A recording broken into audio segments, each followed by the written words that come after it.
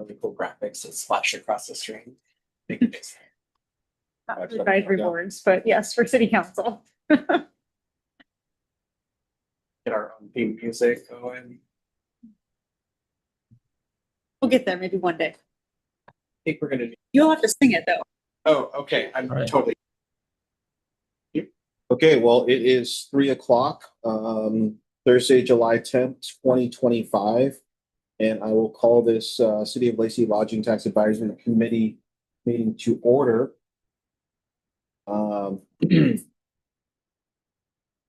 We have all of our members present except for Mr. Shin. Forthcoming, hopefully. I don't know that he said that he couldn't make it, so hopefully he'll be attending soon. I'll read the land acknowledgement. We, the City of Lacey, are on the ancestral land of the tribal people of the Treaty of Medicine Creek, including the Nisqually Indian Tribe and the Squaxin Island Tribe. We acknowledge and remember those tribal people not recognized today who were absorbed or relocated into tribes for survival. We recognize the ancestors and their descendants who are still here. We recognize and respect the tribal people of the Treaty of Medicine Creek as the traditional stewards of this land since time immemorial, and their role today in taking care of these lands. And with that, can I get a motion for approval of our amended agenda today? I move or vote on the agenda. It has been moved and seconded. Is there any discussion about today's agenda? Seeing none, all in favor of approving today's agenda, please say aye. Aye. Aye. And are there any opposed? Seeing none, that motion passes unanimously.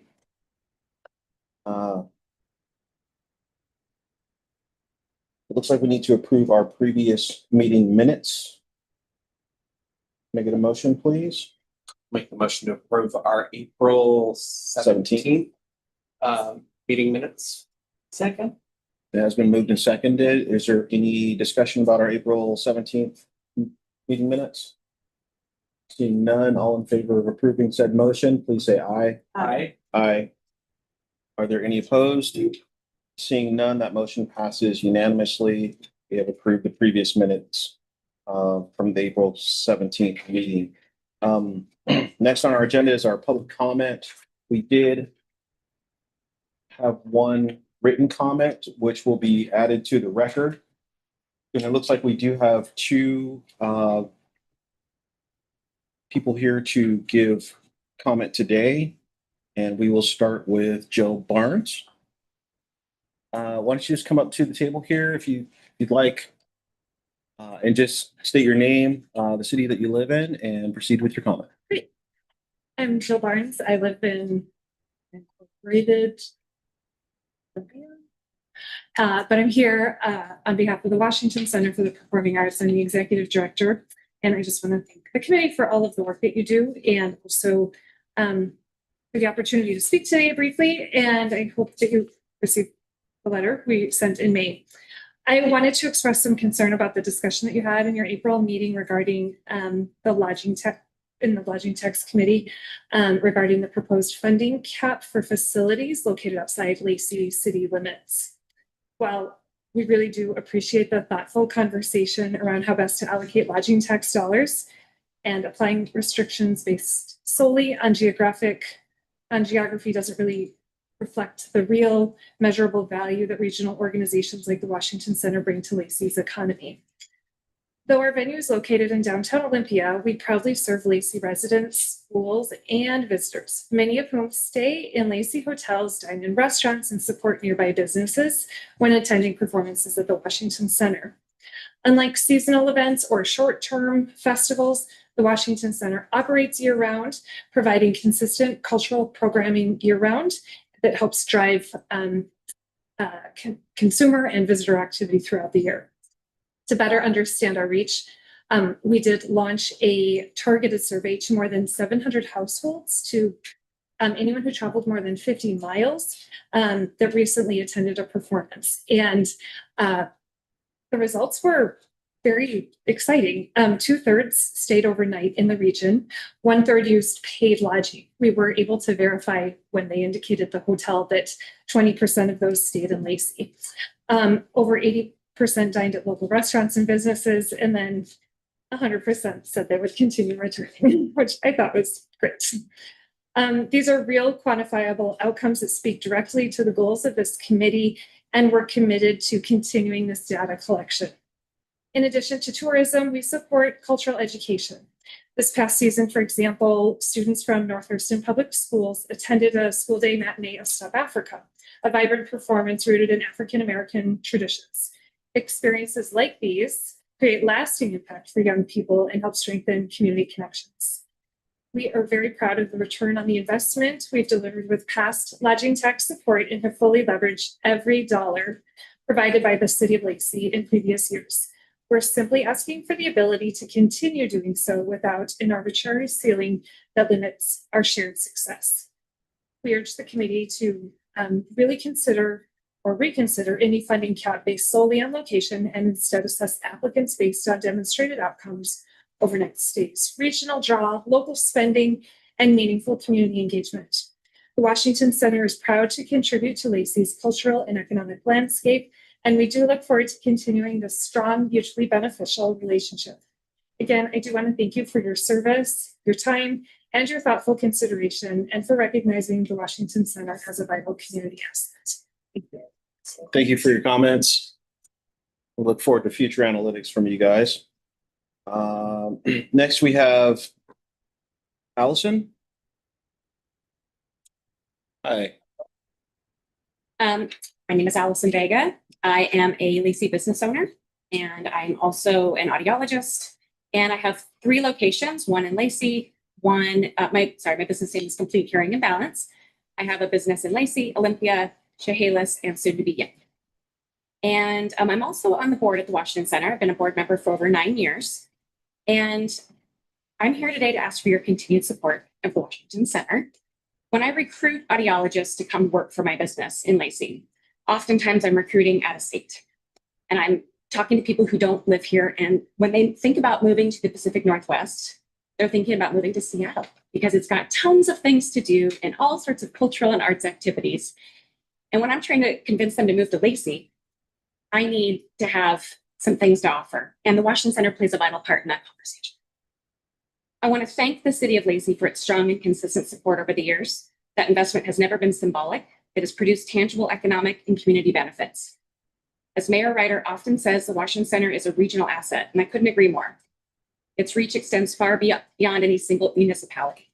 The center operates year-round with performances and community events across all 12 months, including the shoulder seasons, when tourism and economic activity often slow. These off-peak months are exactly when the center's programming keeps hotel rooms filled and local businesses active, including Lacey. Lacey's restaurants, hotels, and small businesses benefit not just during the high season, but especially when they need it most. Capping funding for facilities based solely on location would undermine the regional collaboration that makes our arts ecosystem so successful. Continued regional funding ensures equitable access to cultural opportunities, promotes economic resilience across city lines, and reflects the way that people actually live, work, and engage, with no regard for municipal boundaries. Lacey residents don't stay within city limits when they attend performances or go out to dinner, and neither do our visitors. Our communities are interconnected, and our cultural investment should reflect that. The Washington Center brings enormous value to our region, including Lacey, and continued support ensures we all share in the cultural and economic returns. Thanks for your time and your continued support. Thank you for your comments. Okay. Next item on our agenda is under business items, and we will have a presentation from Jenny Wilson on our Lacey Metropolitan Park District presentation. Hubs Initiative.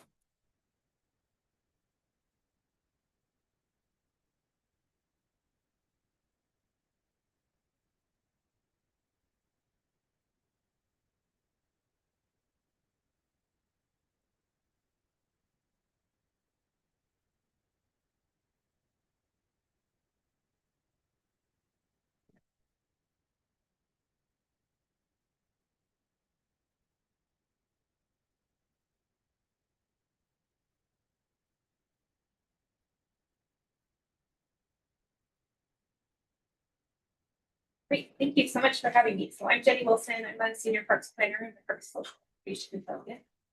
Thanks for allowing me an opportunity to share some information about the Lacey Metropolitan Park District, or short, going forward, MPD ballot measure. This August, registered voters in the Lacey city limits can vote whether to create. So I wanted to share some information about our department, facts about the and some potential projects. And we're specifically trying to get out to all the boards and commissions to make sure as representatives of the city who have most accurate information. Before I get started, I just want to give you some little background that state law prohibits use of the facilities to promote or oppose any ballot measure. So this includes the public meeting tonight. So this presentation is really just neutral and factual. So it seems like I'm not super excited about it. It's because I can't. Little vision for our Parks, Culture, and Recreation department. The department is really to create exceptional events, experiences, and environments that delight, educate, and inspire with an spirit, connecting people to each other, and creating a strong and healthy community.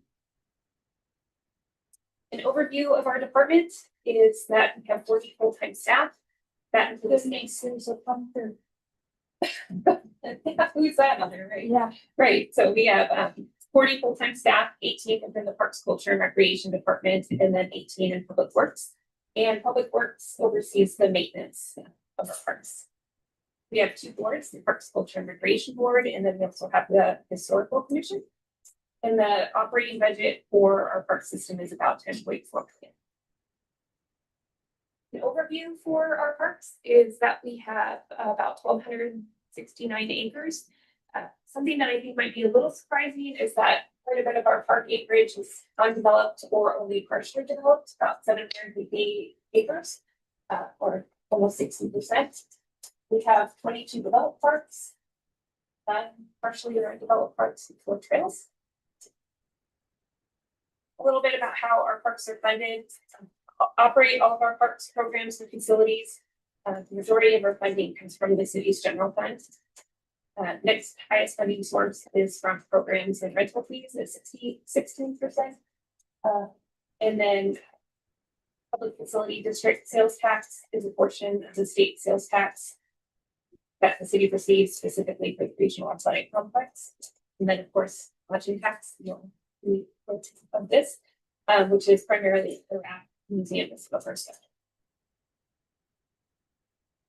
And then for programs and events, we offer about 1,000 classes every year.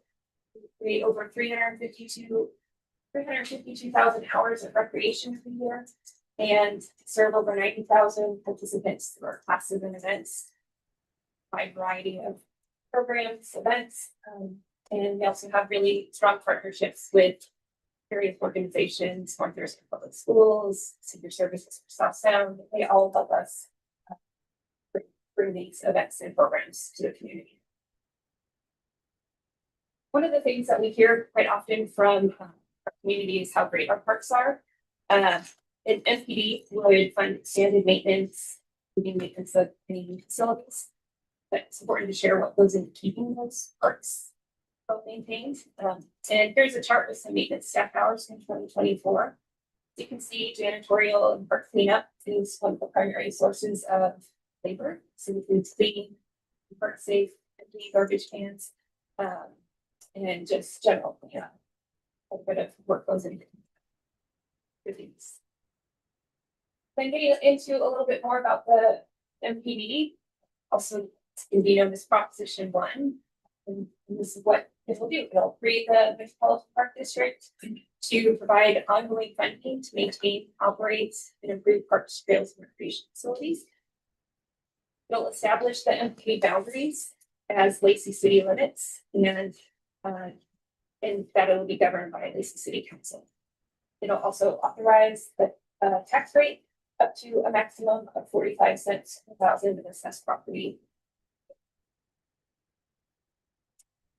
And just a little bit more about MPDs. They're junior property taxing districts authorized by state law. The purpose is to create new park features and facilities, operate those facilities, and expand maintenance and programs. An MPD provides ongoing dedicated funding for new park features that may otherwise take longer or may not occur. The cost to property owners, as an example, an owner with an assessed value of 500,000 would pay $225 per year or $1875 per month. With that, the projected revenue would generate an estimated 5.9 million per year. It's important to note that the intent is to supplement, not replace, the existing conservation funds. City council would serve as the MPD board and approve the budget. Our Parks, Culture, and Recreation Board and Historical Commission would remain, providing recommendations. There's two main priorities for the MPD.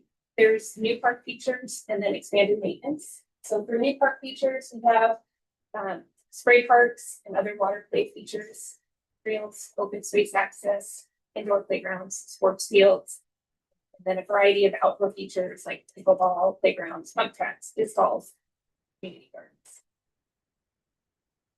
And then for expanded maintenance, keeping park features safe and functional, routine service and repairs, safety inspections, lighting, landscaping, seasonal preparations, everything that goes into keeping our parks well-maintained.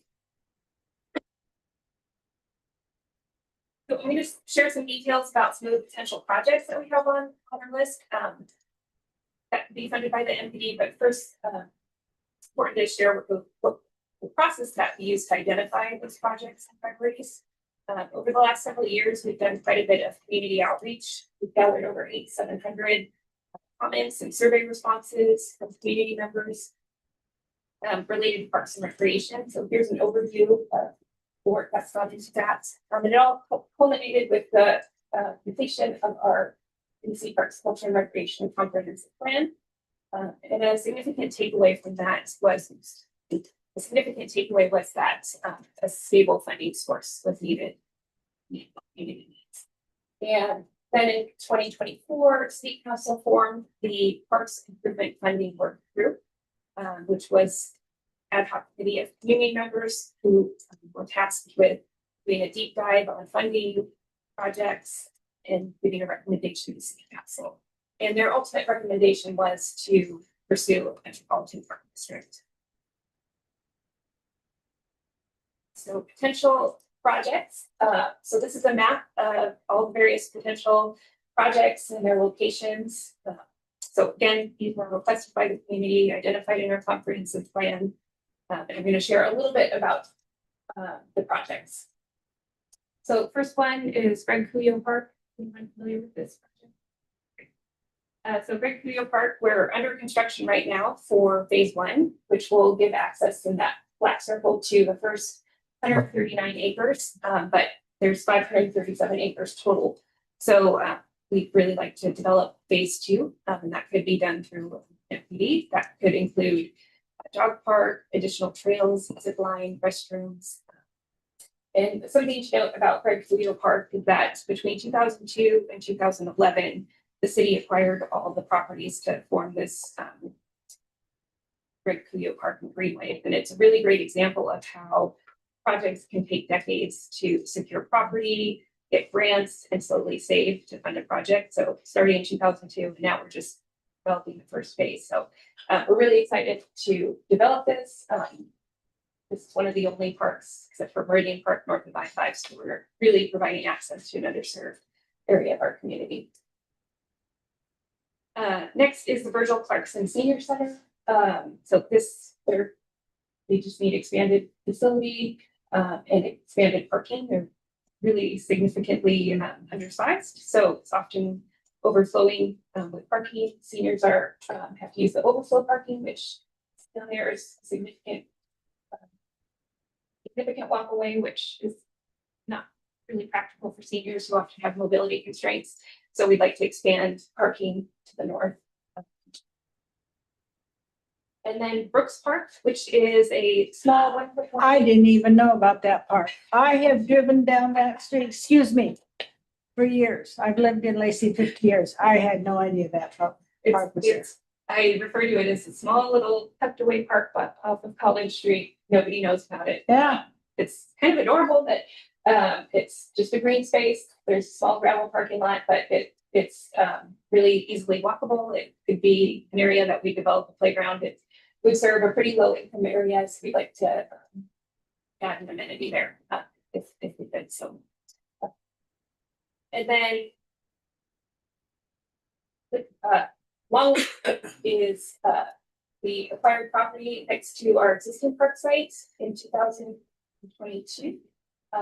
And so it's beautiful. It's a lot of waterfront access. We'd like to expand the Long Lake Park. Long Lake Park's the only swimming beach in Lacey. It's hot summer day. It's really busy, so we'd like to expand that. In addition, Long Lake Park has some issues that need to be done. There's some slope issues and erosion of the beach, so that needs to be addressed too.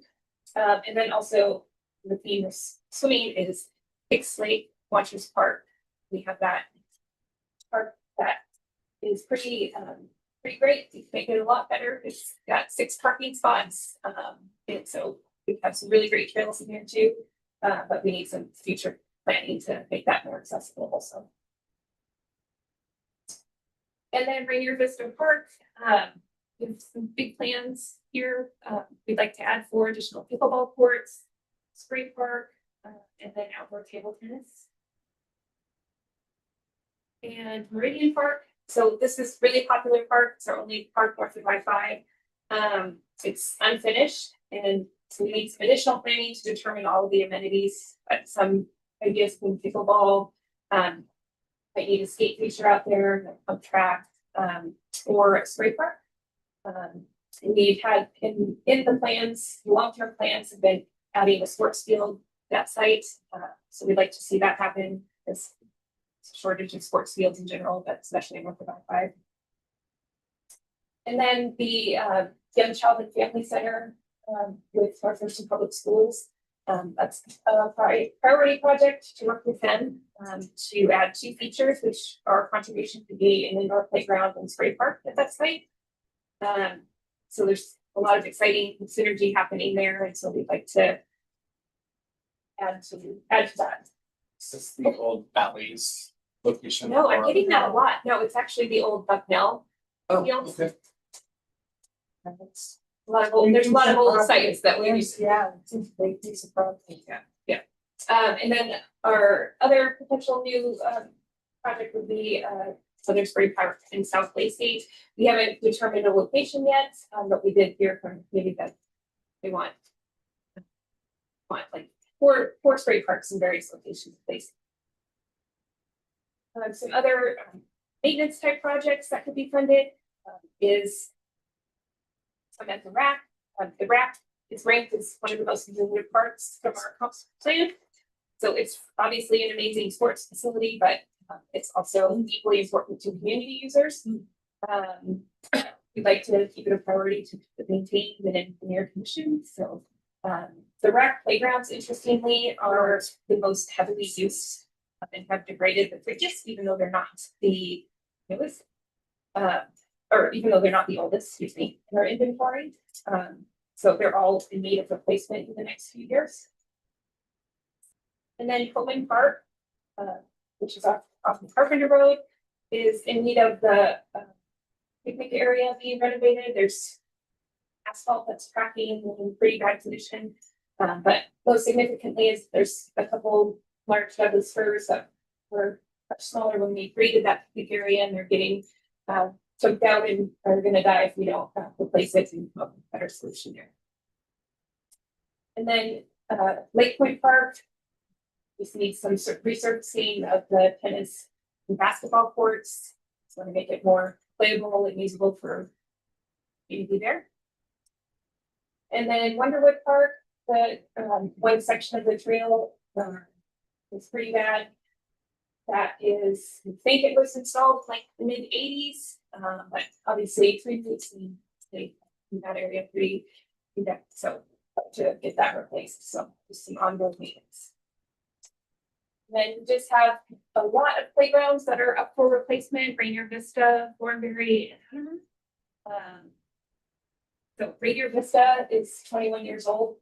And I think a lot of people think that Rainier Vista is a pretty new park, which it is, but it's 21 years old, so that needs to be replaced. And having playgrounds that old, they're out of warranty. A lot of times there's not replacement parts available, so if something breaks, you just have to take that part down. So it's not a great way to have playgrounds being sold. And then I just want to mention some previous park investments. In 2002, we had a bond issue that provided $10 million for the development and improvements at many of our park sites. And so just as we just learned from some of those potential projects, they're soon or will soon be in need of replacement, which illustrates the challenge of bonds is that there's no ongoing maintenance being. And then just summarizing our funding options or significant funding options for parks is that what we're have right now, which is primarily funding out of the general fund, which is it competes with other city services. Many projects take longer to complete. Many projects may not occur. There's limited ability to expand maintenance and programs. Bonds, which are just a little bit, and then there's the MPD, which is ongoing. There's no end date. We fund capital improvements, acquisition, maintenance, operations, and it's dedicated to parks. So that concludes all of my PowerPoint presentation, but just one other reminder about questions and comments before we get into that is that promote public facilities motion or opposition ballot measures in this public meetings. Need to answer any questions. Do you have any questions? No? Okay. Well, thank you for your presentation. We got really lucky with Rainier Vista. I believe that land was donated years and years ago before it became a park. We've been really lucky with our park system. Okay, so we're going to move on to our next agenda item. Thank you, Jenny. Thank you. And we are going to hear from our assistant city manager on World Cup FIFA fan zoned update. You guys have heard of this and are familiar. Well, thank you, Deputy Mayor, and good afternoon, LTAC committee members. I will jump into a presentation here really quickly, so bear with me for just a second. Seems like it wants to work. All right, so like the mayor just mentioned, I'm here to provide an update on fan zone. And so maybe to give a little bit of background on what this is. So I know some may be aware in this room that there is a World Cup that is going to occur next summer. So it's the 2026 World Cup, and it will be held here in the United States, Canada, as well as some locations in Mexico. And some of our nearest host cities in our region are going to be the city of Seattle and then Vancouver, DC. Thurston County was designated as a fan zone by the Seattle FIFA World Cup Local Organizing Committee. And so what are fan zones? I think that is a great question to ask. A fan zone is an official event that is held during the scheduled matches. And the idea is that people are allowed to gather in one location and that there's large TVs where people can watch live broadcasts of multiple matches that could be ongoing at one time and get to interact with other soccer fans, but also have the potential to be in places where there's vendors, there's live music, there's cultural and community programming, and being a place where you could bring your family to attend and watch these soccer games, or I should say football games. Either one, I'm going to use them. You have a couple good places, huh? So, this fan zone concept has been something that had been talked about across the county and across the jurisdictions. And so there have been representatives, elected officials who have been discussing this for a period of time. And the Thurston Chamber here recently is taking the lead on the event planning. And by they're working with the jurisdictions, they're meeting with the jurisdictions, and they came up with a preliminary event proposal. So they've been continuing to meet with jurisdictions to discuss kind of the logistics and the organization and what that could look like. And all of that kind of formulated and presented itself into an event proposal. This event proposal was sent out to all of the jurisdictions. And just to highlight this, I'm going to go over some very high level background, but this was something that was presented to the Lacey City Council as part of their meeting this Tuesday. So if you want to take a look at those meeting materials, they are available on our public meeting portal. And you can get all of the materials and read in depth what's going on in the proposal itself. But just for some broad kind of background of what's in the preliminary proposal, it's proposing that there would be a minimum of 6 fan zone events, and this would be between June 15th and July 6th, with a potential of maybe 4 additional ones to match with some of the goal matches. So, bronze, silver, all of that. The location that's been identified at this point is the Port of Olympia at the peninsula. And the total cost of the event is $1.5 million. And you can see that of that total cost, they have provided kind of a breakdown of all of those costs. You can go into the detail and look at what all of those are. But as part of this initial proposal, they did request $375,000 from each jurisdiction. So that being the city of Lacey, Olympia, Tumwater, and Thurston County. And part of their proposal, and again, take a look at all the details, projected ticket sales of 2,500. So like I mentioned earlier, this did go before the Lacey City Council at the July 8th meeting. I've included a link here so you can access the meeting and all of the materials. They were briefed on the preliminary event proposal, and as part of that discussion, the conversation turned to some of the limitations currently with our general fund. And as we look to 2026 and what could be some opportunities to explore funding outside of the general fund. And so one of the things that came up was taking a look at lodging tax. And so through this conversation, the city council directed staff to engage the committee on this proposal and what the FIFA fan zone was. And so after that discussion, one of the things they wanted to take a look at specifically was to consider, how funding could be used, what kind of reimbursement processes, and to what degree funding could apply. We took a look and reviewed the statutory requirements in between the council meeting and today. And we found some parameters that we wanted to walk through with the committee and why we're going to provide background today and then look to the future to have additional conversations on this topic potentially. So I just want to highlight a couple of RCWs. I know Sadie's probably going to highlight a few too in some future presentations that you'll receive. But this one is specific to this topic, and it is that all prospective lodging tax recipients must apply to the city for funding, and that those applications, when you apply for funding, have to include some very specific things. For example, estimates of how funding the activity would result in increases to the number of people staying overnight, traveling 50 miles or more, or visiting from other states or countries. So once those applications come in, the committee, so yourselves, must select candidates from the applicants. So you have to wait till the applications are there so that you can select from the applicants. And after that point in time, from those applicants that have submitted those applications, this body would recommend funding awards to the Lacey City Council. And I'm going into all of this detail for a very specific reason, and that is, based on this state law, any proposal for lodging tax funding will need to submit an application. And so, with the council, wanting to engage the LTAC committee, it's really clear with the state law that there has to be an application for there to be that next step of engagement.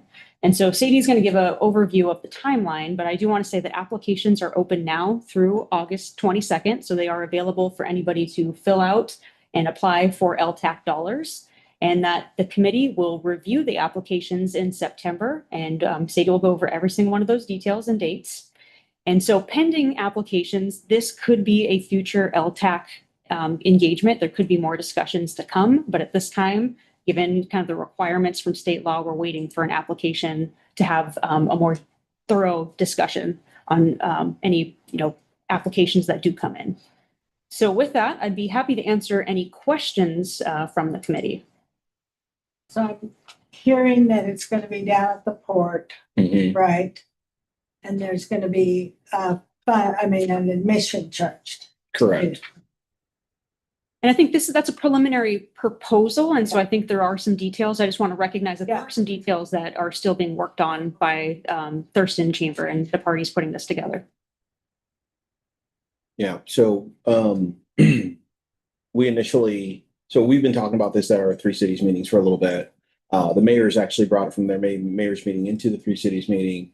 And then, initially we had, kind of talked about it being in Lacey. No location had been identified yet, but we did want to do this for, the overall community. This is a pretty big event. Tickets are going to be at a premium at the stadium location where the matches are actually at. So the fan zones are a way for, not to have to buy, I don't know what tickets are going to cost, parking all and staying, all that stuff like that. But the fan zones are something that have worked successfully in other locations and other World Cups. And so it was brought to us and to said, hey, what you guys. So it's for the experience of a fan versus watching it on TV at your house. Correct. Or trying to, or trying to purchase a ticket to get into the stadium. So this is something that's going to come before us in September. To take a deeper dive into, but at this point in time, we just wanted you guys to know that this is something. How's that gonna fit in with our timeline then? August 22nd. So the applications close on August 22nd, and then this committee would start the review process in September, and Sadie will go through all of those dates. Yeah. So they would theoretically apply during application They cycle. have to apply during then, even though that it isn't all put together. Yeah, just like all The conceptual. Yeah. Correct. But until we have an application, we don't really have much to discuss. Yeah. But this is just kind of an FYI. Okay, Okay. all right. Okay, let's move on in our agenda. Thank Pass that back you, down this way. Assistant City Manager. And next, we're going to be talking about Lodging Tax Advisory Committee policy review and considerations, and Sadie presenting, bringing back to us some of the things that we left off in our last meeting. So long ago. Right. I know.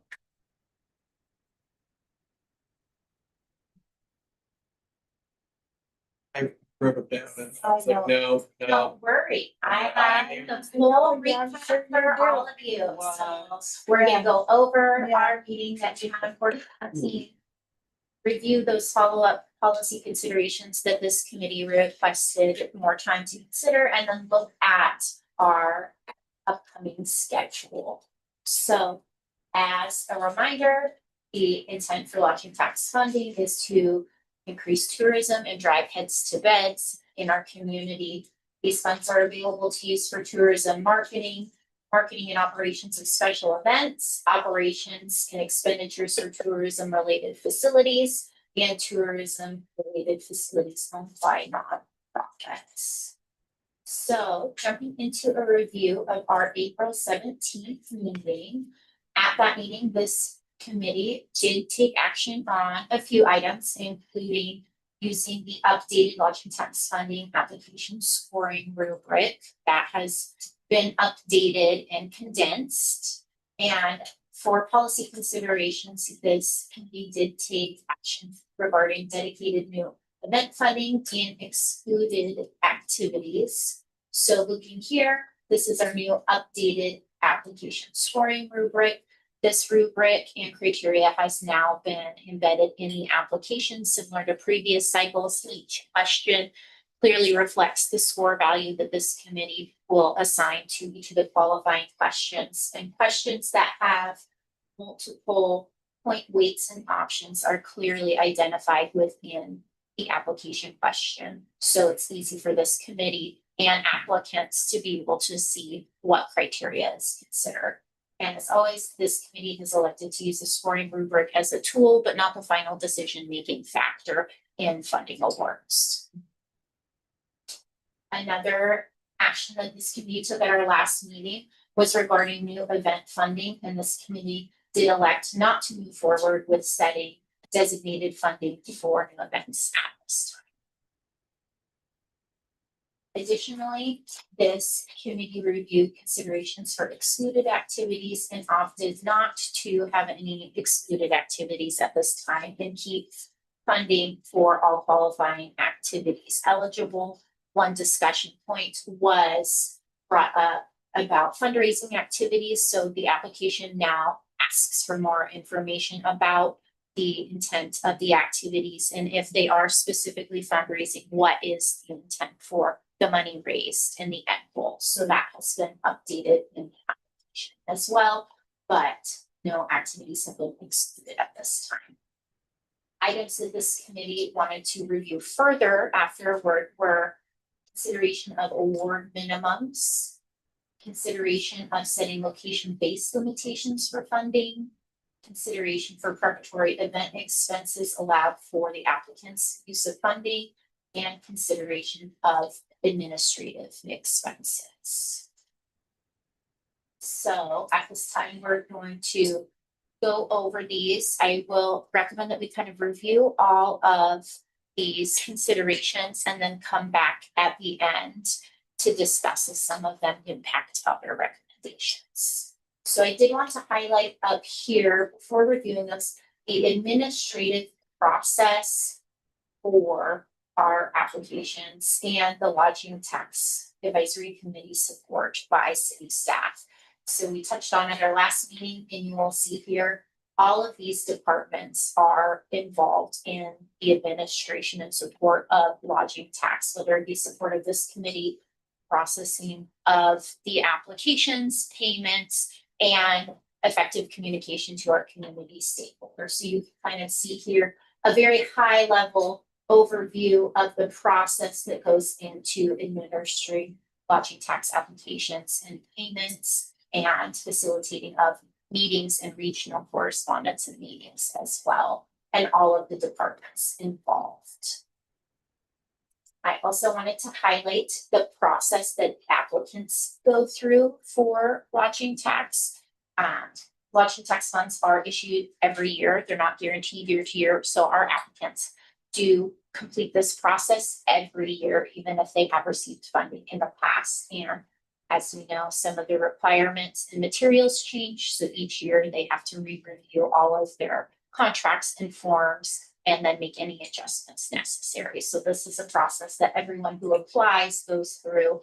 And then if they are awarded funding, they have those additional funding steps, including the maintaining of all of their invoices and processing of the requests. So going forward, the first item for review is award minimums.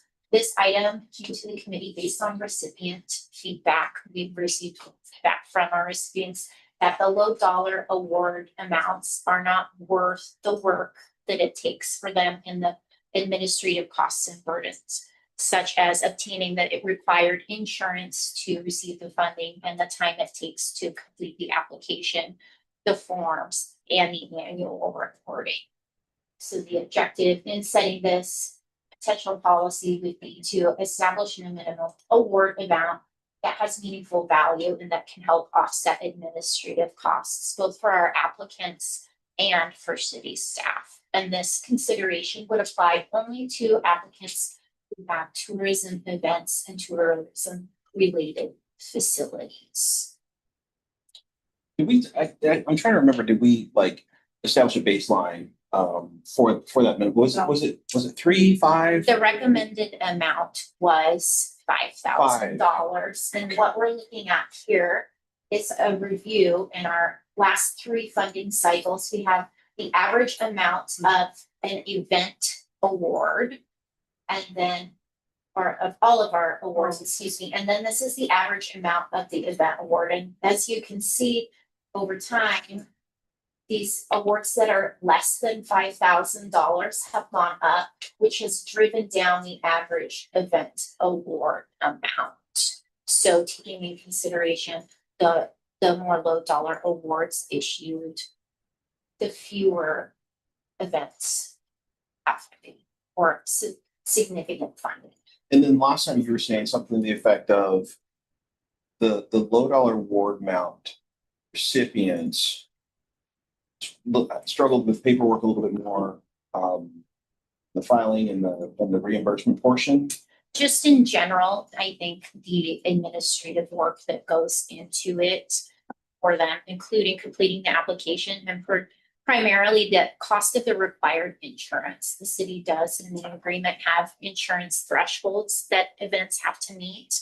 And so that can be costly and sometimes greater than the awards they're receiving. So they have expressed that it's difficult to participate or host tourism promoting activities because of barriers like the insurance that they have to have, but they don't get an award amount that they feel offsets the cost of the insurance. And then in addition to that, a lot of the organizations have stated that they're volunteer based. And so the time commitment to process the paperwork and do the reimbursements is challenging in addition to that.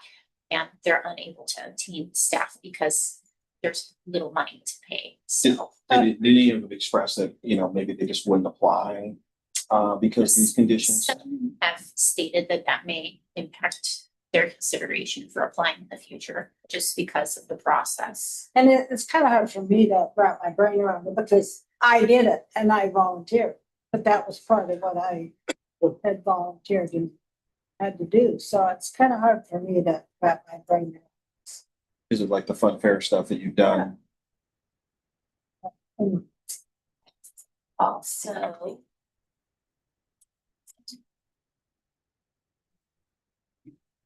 so previously, this committee reviewed a recommendation for a $5,000 minimum threshold for tourism events and tourism related facilities. And that would be the recommendation again today is considering setting an award minimum of $5,000, meaning no awards less than $5,000 would potentially be granted to recipients to help offset the administrative burden both for our applicants and the city. That also has the benefit of improving the funding award selection process for this committee by knowing minimum amounts and being able to make selections based off rounded numbers. So what if they have a small budget though? We give them $5,000. That would be something this committee would have to consider. But if I remember right, last time, I think we talked about how many applications came in that were less than. And you gave us like a number or a percentage or something. But did we compare it to their budget? So in two thousand and I think we twenty-five, just as wanted- example, we had 7 awards that were granted that were less than $5,000 or equal to $5,000. But do we know what their total budget was? Sure. That information would be in the application. Yeah. But so, And I guess what I struggle with is if we do 5,000 as a minimum, but yet, for example, the Washington Center was just here, talked about 15,000 as the cap. That gives us very little swing, unless it's a recommendation and we could go above $15,000 for Out of jurisdiction. jurisdiction.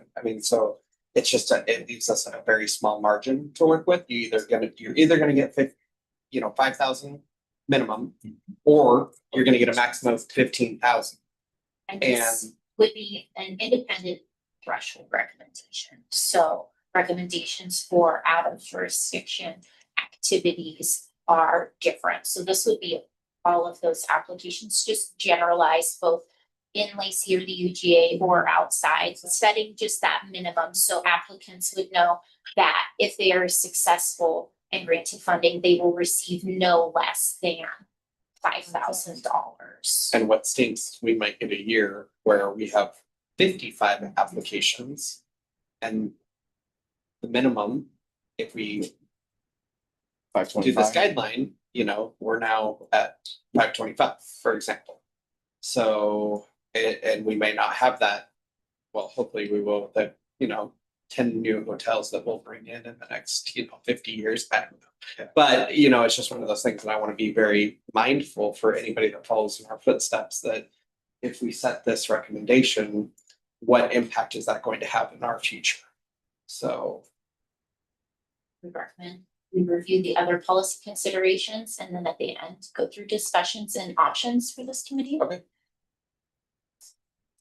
So the next policy consideration that was reviewed was setting location-based limitations, and this comes from this committee's continuous discussion about events and activities taking place outside of Lacey and the UGA and their potential to drive overnight stays in Lacey hotels as opposed to hotels in other locations where the activities take place. So the goal with the potential of a threshold based on location would be to maximize the local impact to heads to beds, specifically in Lacey and Lacey's urban growth area, and enhance funding for applicants with the most likely option to bring visitors specifically to this community.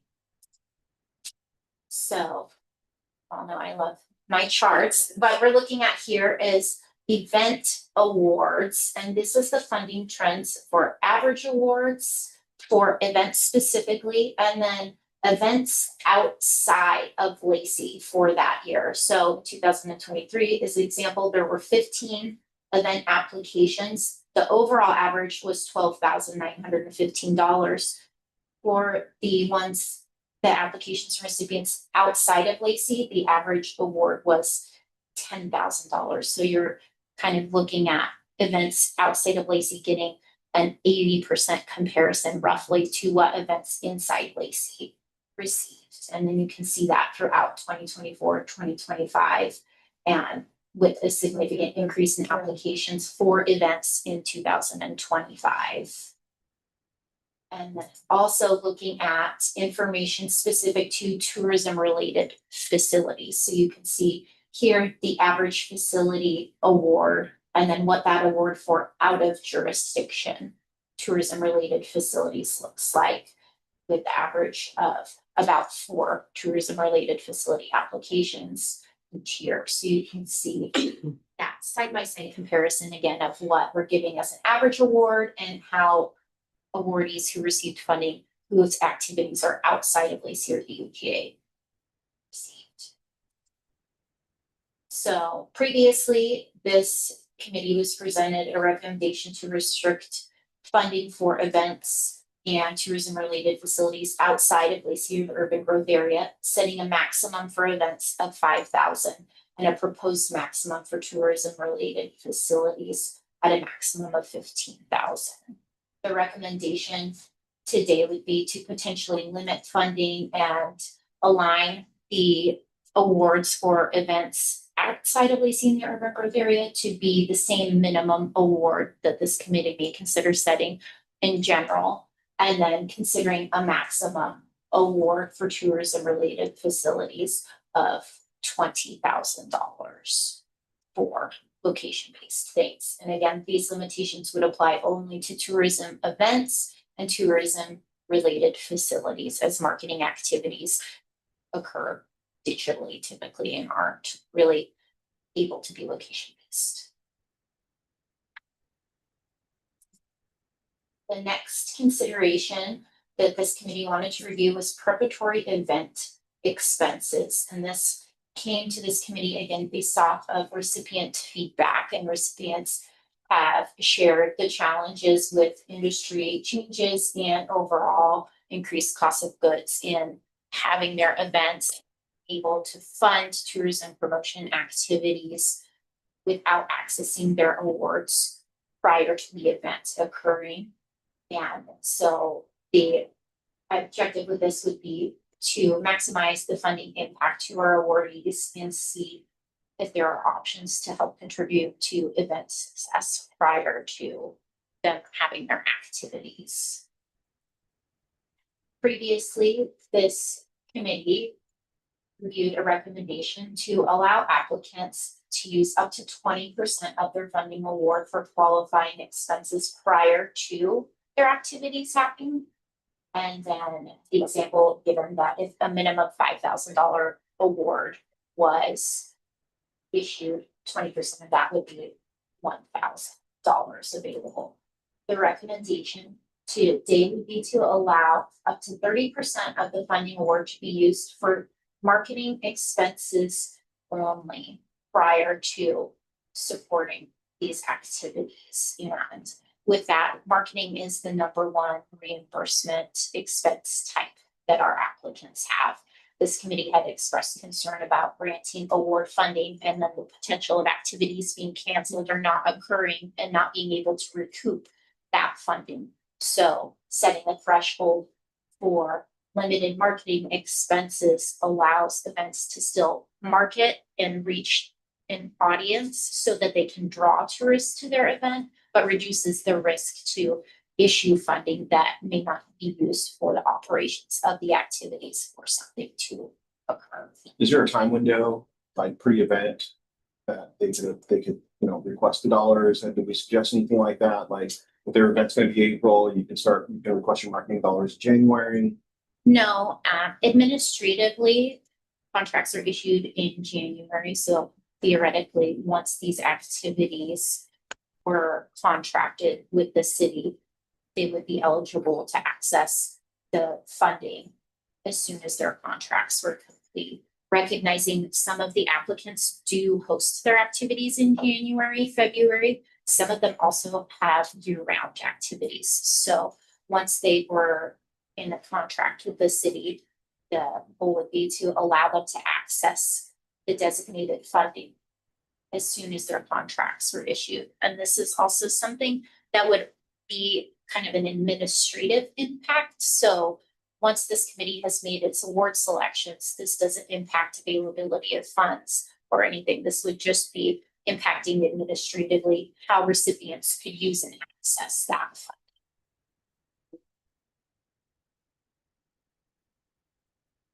And then the final consideration this committee wanted to review again was administrative expenses. So looking at the continuous costs for the lodging tax advisory committee support and application and funding support, the workload increase that the city has seen based off the increase in applications that this committee has received and the expansion of regional collaboration and actually issuing greater awards, as well as rising operating costs and addition of meetings that this committee has and other potential community collaborations, rising the costs of administration of this program.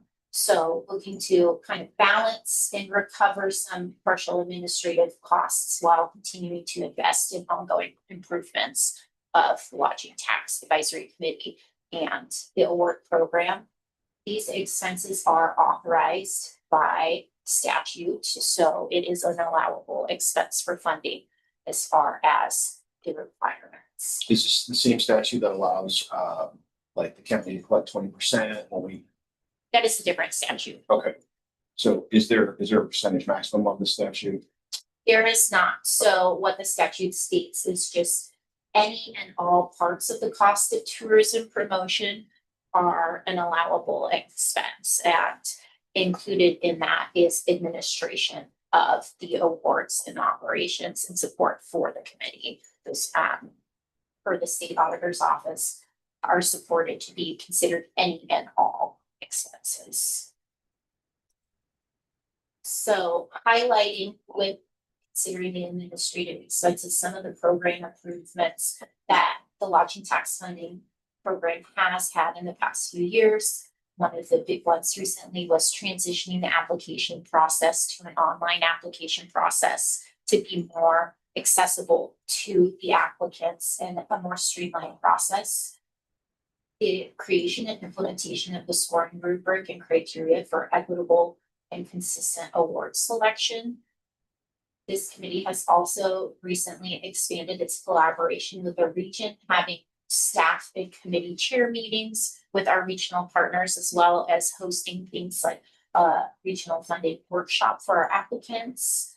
We've also made enhancements for applicants, like having a lodging tax email inbox created for easy communication and questions. The lodging tax website has been updated, including adding all of the forms that the applicants are required to access and complete to the website, and also the updating of the application itself. The application including this year, has been condensed and refined in alignment with that scoring rubric and made easier for applicants. And then this committee has also had the addition of some extra meetings, including that kind of quarter one recap of the previous year and having extra meetings in September to allow more time for application review, all which require that administrative support that you saw in the beginning. So previously, this committee reviewed a recommendation to dedicate up to 5% of the lodging tax revenues to be used to cover and recoup some administrative expenses. The recommendation again today would be to dedicate 5% of lodging tax revenues to cover and support expenses and continued program enhancement. With a percentage-based dedication that allows fluctuation. As you know, lodging tax revenues is a direct result of tourism impact. So by having a percentage-based threshold in years that we have lower revenue, that dedicated funding would be aligned with that lower and reduced amount without constricting the budget. So to do a recap today, is considering potential for award minimums with a proposal of 5,000 for tourism events and the tourism related facilities. Proposed award minimums and maximums for applicants outside of Lacey based off of their location. An award minimum that is consistent with any potential award minimums this committee would set, and a potential maximum of $20,000 for tourism related facilities outside Lacey or the River Grove area. Consideration of preparatory event expenses, allowing recipients to use up to 30% of their award for marketing specific expenses prior to their activities. And then the potential for a 5% designation of lodging tax revenues to be used for administrative expenses. So this time I think that we can review and then I can go back to any slides. Well, first I want to say thank you for your very concise presentation. Okay. Looked really good, easy to understand. And I, as we were going through it, I thought of one for sure yes for me. And I wanted to kind of, if you guys would like, we can go through one through four, but if you have a for sure yes, I would like to hear it so that we don't, spend time droning on. Yeah, I'm good with that. Yeah. Mine for sure yes, was preparatory event expenses. I would like to see it, like, I'd like to throw it $1,500. So a marketing flyer, for example, is $6,000 for our community. So that's one flyer going through our mailing house. So using 30% of the money is what, $1,500 is what you said on an average. If it was $5,000 award, it would be $1,500 available to use toward advanced marketing expenses. so I would like to see that increase a little bit because, like, I don't really 30%. It seems like a drop in a bucket. I would like to see it 50%. Well, okay, but I mean, I'm a go. Yes, I'm a go. right, I'm a go too. Oh, you're not a go. Okay, so He's not a go. we'll get to but again, this is just ours, Right, Arma. right. But if they're getting Tumwater and Olympia and Mercer County money too, We don't know that they are. we don't know that they are, but we we would on the application. would on the application, but I'm not basing it on any other community awards out there. Mhm. And because we're not also in control of any other funding. I mean, they could get Thurston County, they could get Tumwater, or they can get Olympia. I'm not taking those into consideration because I know that from what we've been talking about, they're specifically looking at changing their jurisdictions, or some other LTACs are thinking about, hey, we're going to fund more that's of Olympia. I mean, Sadie shared that with us in previous meetings.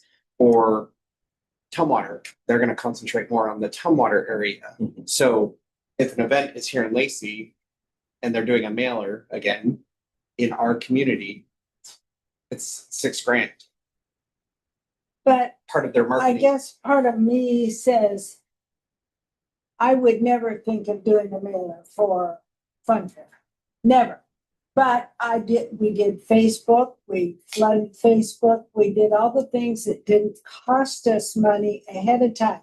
And then as we brought in vendor fees and other ways that we collected our money, then we had money. I just fear that, okay, I'm gonna give you how many $1,000s, and then your event doesn't happen and you spent that money, how are you gonna get it back? Well, what's our recourse for that anyway? I mean, Right.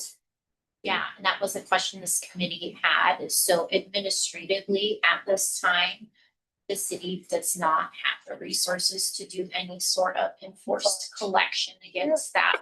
Any funding that was awarded and used in alignment with the contract, the city at this time would not recoup, which was part of the consideration for a partial award allotment to reduce the liability for use of funding for activities that don't occur. So then I have two questions. First, are other jurisdictions considering this item as well? That I do not know. Okay. That's not something that has come up. I know some of the applicants who have expressed these concerns to receive funding from other jurisdictions. So I would imagine that they're experiencing the same roadblocks and challenges with all of their awards. Cindy, correct me if I'm wrong, though, there are other jurisdictions that allow for preparatory event expenses, just not necessarily to the degree that we're looking at with marketing Correct. broadly. And yeah, some Oh, really? jurisdictions don't require the activities to occur. So Well, in general, and that's the other thing too, is like, I mean, with marketing, you're kind of lighting you know, whatever you put aside for marketing, you're kind of lighting that on fire because, I mean, you don't know who it's going to hit. Yeah. And how it's going to take. There's, you know, getting the word out there is part of that process, but you don't know what that return is ever going to be. So like, how does that marketing, like, you know, you can set a budget, it's kind of like setting it on fire. So then my second question was, can we require an invoice for the 30% or in some way, right? Like, hey, if you're gonna spend marketing dollars, give us, you know, the quote that you got. yes, and that stuff. is actually a requirement. So in order to receive your reimbursement, applicants have to complete a reimbursement request form, and they are required not only to provide an invoice or a receipt, but a proof that it was actually paid, and that comes in the form of clear checks or banking statements. So that is part of the contract of the city, is that they have to be able to demonstrate that they actually incurred the expense before it's reimbursed. So we would Right. have an invoice and a proof of payment prior Before to, we issue the 30%. yes, and that's the current process for all reimbursements. Wasn't there also a, Wait a I- minute, wasn't, that's where we are now, but if we go to this, It would be the same process. they So would have to pay up front.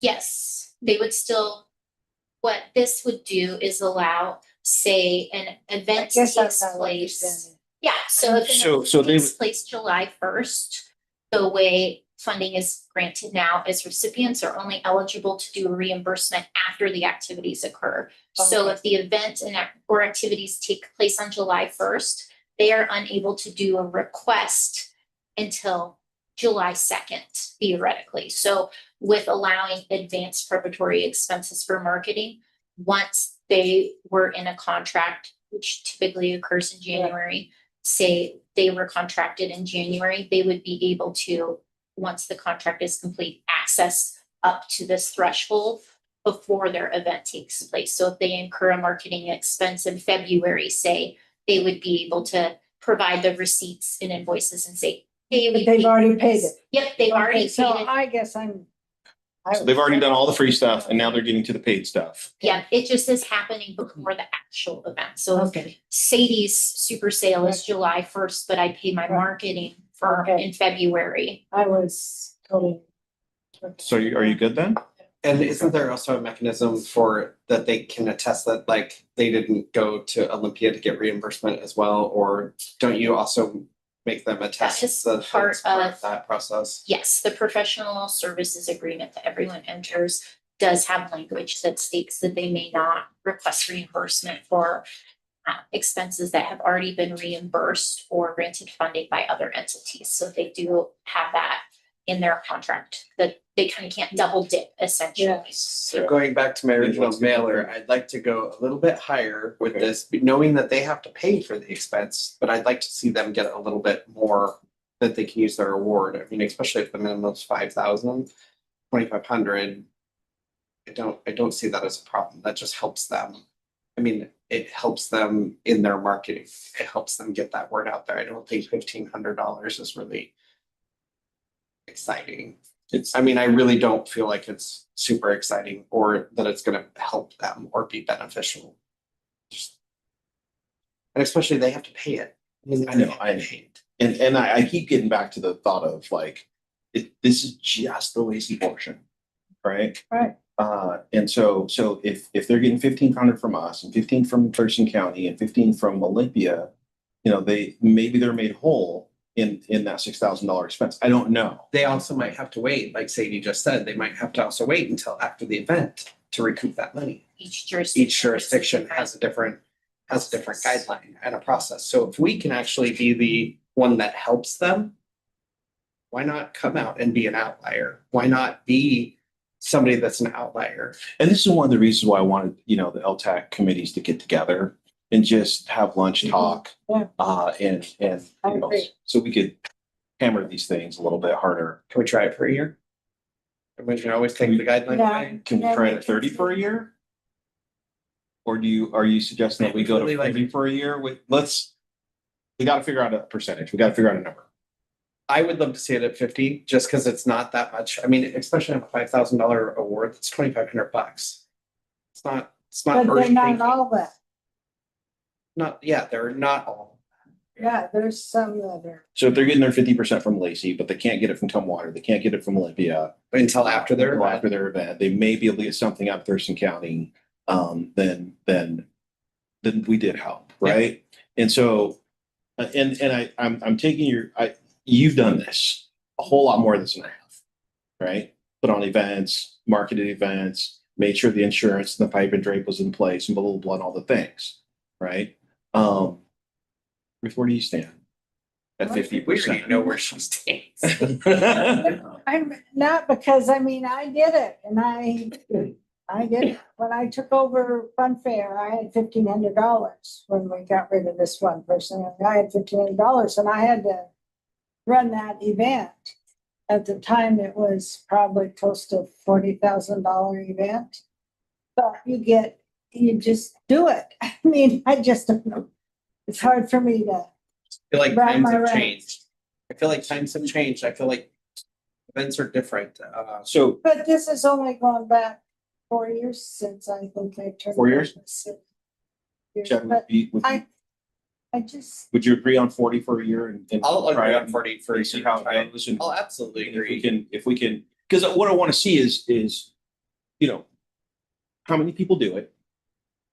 What amount, advantage of it. take advantage, did they do the whole thing? Or did they use 30 or did they use 20? You know, we have no way to really gauge because it's so brand new. Agree. And I want to see what happens. I'd also like to see us be different, be a little bit different than every other LTAC and be where we can help remove roadblocks. So I am okay with 40.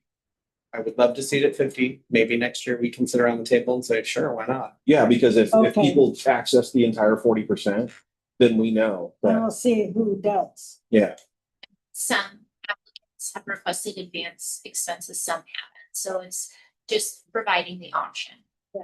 Right. It's not a We requirement. should We be- don't need to go out and market it. Would you It's be not willing to fair, report back to us in a year and let us know? Yeah, that is something that could be tracked. This committee would like to move forward. Yeah, Suzanne, And I will throw that out there for all of these things. If whatever the committee decides to move forward on, we would certainly be reporting back out to you all and giving you Yeah. information on How that. that was used in Right. feedback. I think you have your direction. Wow, So you have what your I- direction. Hearing is implementing a 40% allowable marketing specific allocation.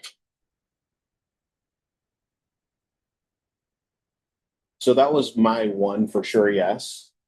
Because in my mind, it speaks to the potential, the greater potential of success for the event. That we're, in the city. Yep.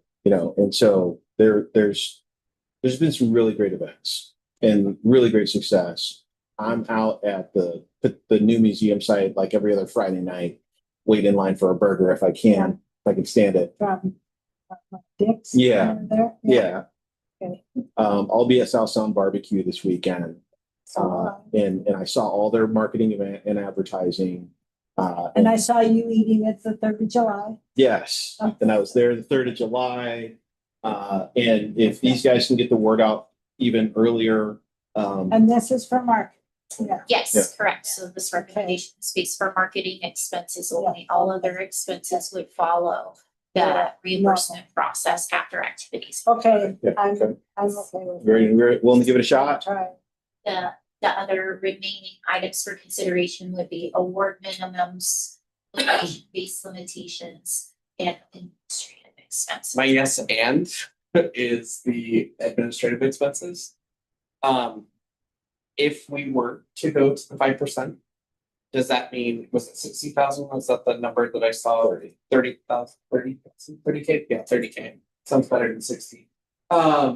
Is the 30K then, because it's already in the general budget, right? Of the general operating budget of the city. It's in the LTAC fund. It's in the LTAC fund. Right, but- and it would slide over to the general fund. But currently, These are lost tax revenues that you all consider. Currently. That we it's would be able to covered by give the out. general. currently Yeah. 30,000 of this is already covered in the general fund. Or more. Or more. Currently, all Oh, expenses yeah. affiliated Yeah. with lost tax and support are So covered by then- the general. Does that 30,000 that we say yes to here, does that then free up 30,000 somewhere else in the world of that general fund for money to be moved or? That would essentially recoup the partial costs. So of administration. the 30,000 would pay for her work, his work, all the different work that happens for what we do. Up until now, it's all that work It's just has being been in absorbed. kind. Well, I can't say in kind. It's in- But it's being absorbed. To get to your question, from what I heard, is, okay, so you're taking the 30,000 hypothetically in this model, right, of 600,000, and you're going to be transferring that. It'll be a line item in the LTAC budget for, administrative services. And then those dollars would go into the general fund because it is, again, for all of the time and efforts that are currently being put on. I think what I heard you say is what happens to the 30,000 that's currently being expended in the general fund. And I think it's a really good question. But I think one of the things that Sadie's highlighting is the services that we're providing now versus today look very different from a Right. couple of years Absolutely. ago. Oh, And exactly. costs are Yeah. continuing, to outpace some of our own revenues, right? And so that's part of the equation of why we're looking at this at this point in time. Well, I know there's 5 staff members, there's 4 in this room right now, and the 5th one that's, behind the scenes. So I would like to say yes to a There's- 5. There's also the clerk. There are 6 of So us. 6 of us, okay, sorry, 6. Present. Sorry. Yeah, and when you Um, look at this, look at all that they do. So this is a yes, this is That's a a for yes. sure yes for This you. is a for sure yes to me, because we are getting, when I joined Troy, and we had one other person, right, 2 other people, we had 2 other. And we ran it, Spence was involved. and spent, yes, Executive assistant. Yeah. yeah. Cities with. So we had 3, maybe 4 FTE helping us out. And I feel like we've streamlined a lot of processes and procedures. And I think it's important to also ensure that money is going, that we're not taking resources away from the other city missions. This is one big mission that we also have to determine where this money goes. So this is important to me to make sure that we are helping and we are doing our part to make sure that we're paying into the program, because we're using these resources to benefit, yes, the community, but you have other tasks besides what we're doing in this committee. True. So So are we doing a percent? Are we recommending a percent? Right now, 5% is on the table. The Or recommendation could we was just do a flat amount? and the recommendation of percentage was to allow adjustment as the revenues fluctuate year to year, to reduce the potential to limit funds available for wards in years with lower revenues. And if we're getting, revenue, maybe we have a $600,000 year this year versus a $300,000 year, heaven forbid. I like the percentage. 95% of our funding is still being allocated and used in other ways. It's just 5%. What are your thoughts? Well, I was coming in here when I had thought about it, the last few days. I was a no, but I'm more swing when I see this and how we've streamlined and how we're trying to be more thoughtful and about how we allocate our funds. Mhm. That has created a lot more work for staff. I totally realize that. But I was thinking like coming into this, thinking no, because we already give the city money for all these other things. And I think our city, which I'm just really proud of, supports a lot of events. We have a lot going on in our city. A lot of LTAC dollars go to that. So I'm thinking, do we want to hear more? But thinking about this, I think it's fair. When I saw, I think it's fair. I'll start with today. When I saw this, Yeah, I thought to myself, wow, we really landed on thick, right. That's And, me too. like, Good job, last time we Sally. didn't have this one, and I was like, Yeah. man, this is an incredible sales tool for Yes, this meeting. good, yeah. And I should have left this 2 slides. Yeah, And I've been thinking about this one a lot over since we last met and since it was proposed.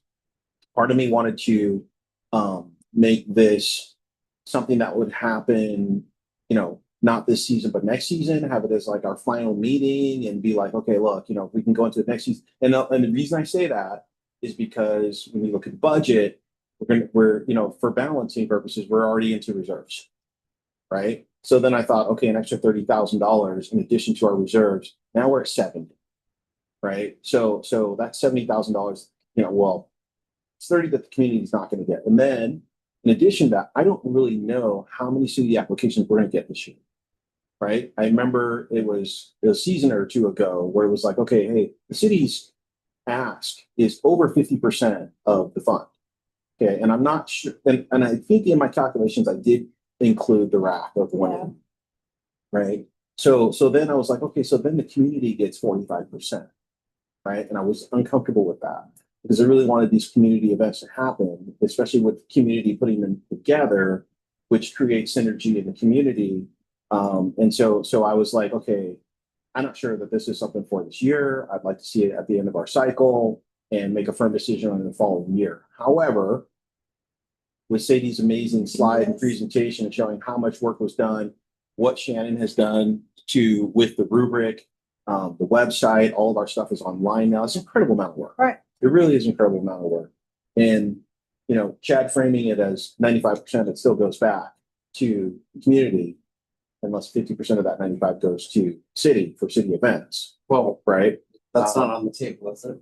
Not yet, but No, we won't but know it's that. till part we of get the the big application. Right, it is part of the big picture, yeah. We won't know until we get the application. Right, true. So, and that was part of the reason why I was like, okay, this would be a better off-season, circumstance situation, because of the budget. And then we have this new ask, which is, we don't even know what it is we've seen the numbers. We don't know what we're gonna do yet. We don't know what we're gonna be able to do with that. Right. And so taking $30,000 off the table just kind of seemed and felt risky. I'm not saying that staff doesn't deserve 30,000 because they deserve more than that. 30,000 is probably doesn't even cover the work that they do. Well, we know it doesn't cover. I mean, realistically, we know There's no way. There's 6 of them. Yeah.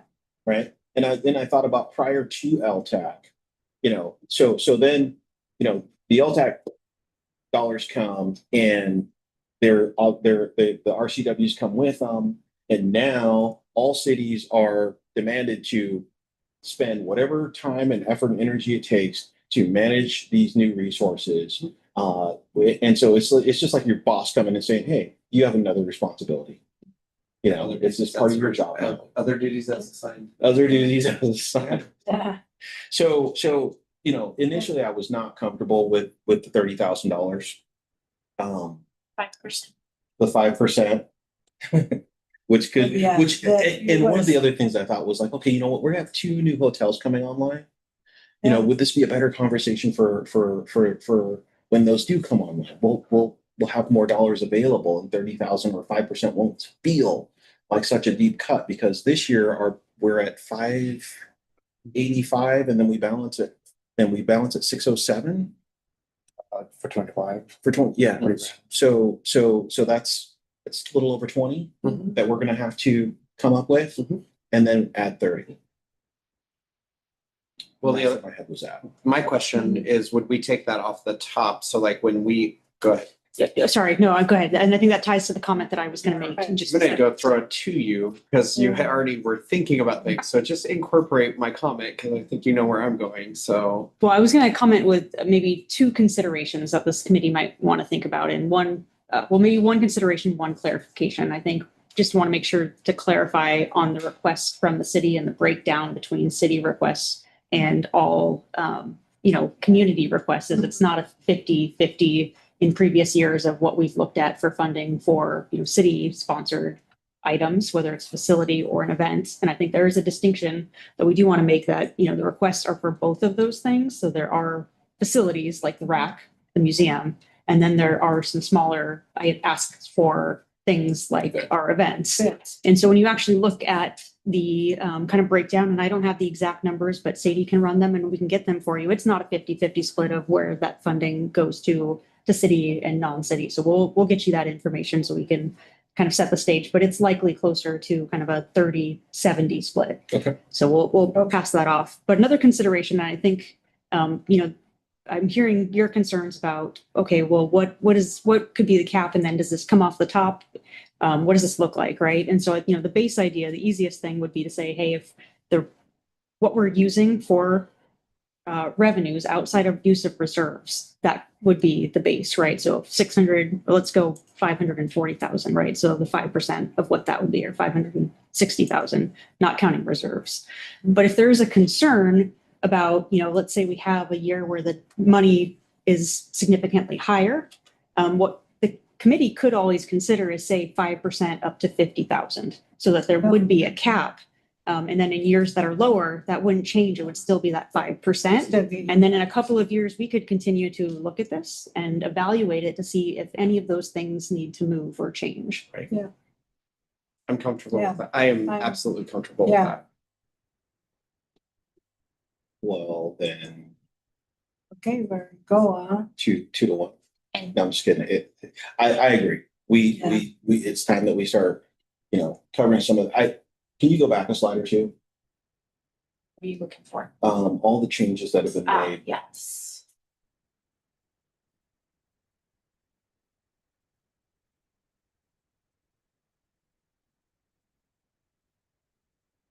First page. There's 2 pages of changes that have been made.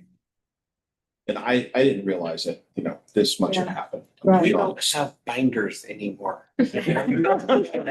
Oh, I know we miss the binders because we're paper people and we like to read and write all over that paper. If the binders are applicants. Absolutely. We don't have printers. Absolutely. I Yeah, mean, there again, if We've you want money, there's. we've come a long way Oh. just in a few short years. So Want money and they, Thank you, COVID. but people want money, but they don't want to do anything for it. To clarify, I'm hearing this company would like to proceed with 5%, but implement a cap of 50,000 as well. Well, we haven't settled on a cap, but we definitely are 5%. 40, I'd feel better capping. do you guys want to do 40 this year and 50 this next year? Just revisit it. I mean, I know, I'm just Yeah. playing off of our last one. okay, Yeah. My only fear is that, and I don't want to sound like, Okay, Debbie Downer, just spit I it out. know. So I don't want the community to get less, yeah, I period, agree. right? Yeah. Because our lodging tax dollars are not what some of these other communities have. And, it, 580,000, 600,000 seems like a lot of money until the applications come in. But I Right. honestly think that there is not a single person in our community that expects anyone to do this for free. Like expects any employee, any worker to do this for free. What's not listed on here is phone calls, Yeah. emails. Yeah. I mean, this is a year-long process. I mean, Support. Support. Yeah. There's ongoing support and maintenance. Yeah. And so I don't think there's anyone that expects, somebody to do any kind of work for free. And there's The more nobody out there, complicated it's got, yeah, it's creating more work. and there's nobody out there who says Lacey, staff is mediocre. No, They all say it's amazing. Yeah. Right? you go to events and that, yeah. So 5% or $40,000. Okay. 5 and 40. Or 40. 5 and 40. 5 or 40.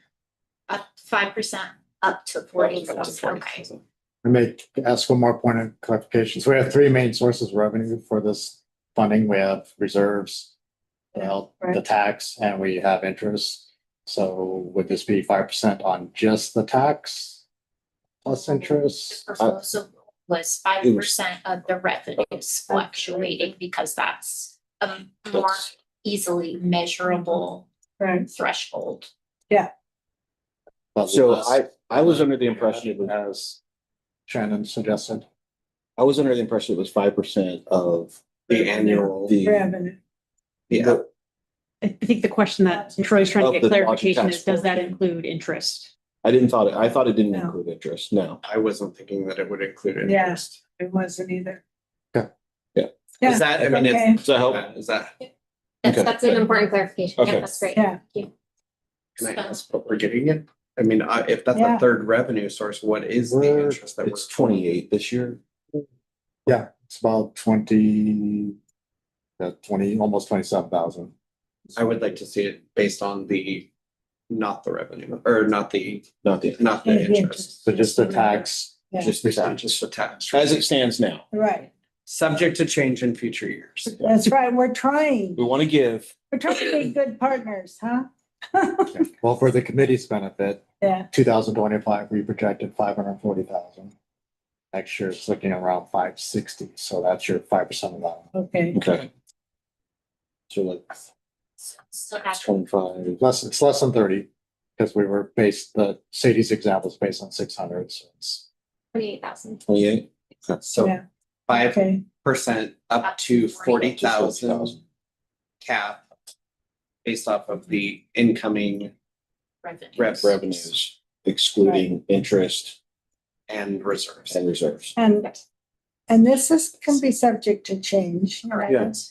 It's a start. And we'll report back on all of these. Yes. Yeah, Start. thank you. Maybe once we get a couple of new hotels up.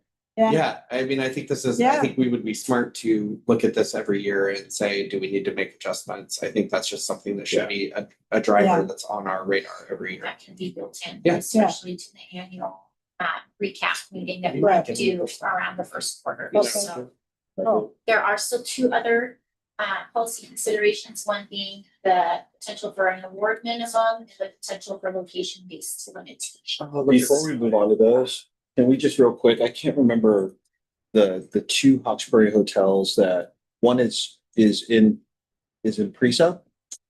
So we had some information from I think it was actually first going back to our April meeting. And so one did have, was going through like permits and the other one was still waiting for permits to come in. I don't have an update from our April meeting, but we can certainly get an update and get that information out to this committee. Only looking for room count. I don't think that information is available Okay. for any of them yet, but we will follow up and can send some information to the committee after. And the reason why I ask is because when people come and they're gonna do an event, and let's say, for example, even if the event is in Olympia, one of the things that a lot of people look for is what are the newest hotels in the area? And they get booked first. Oh. And we're gonna have the newest hotels soon. I hope. I'm hoping that we have the newest hotels at least underway by the time next summer comes around. Because that's gonna really help us out a lot. There's more than one though. There's two, There that I are. know. of. There are. Yeah. to We'll get an update out there and see if there's any new information that we can send you. Okay.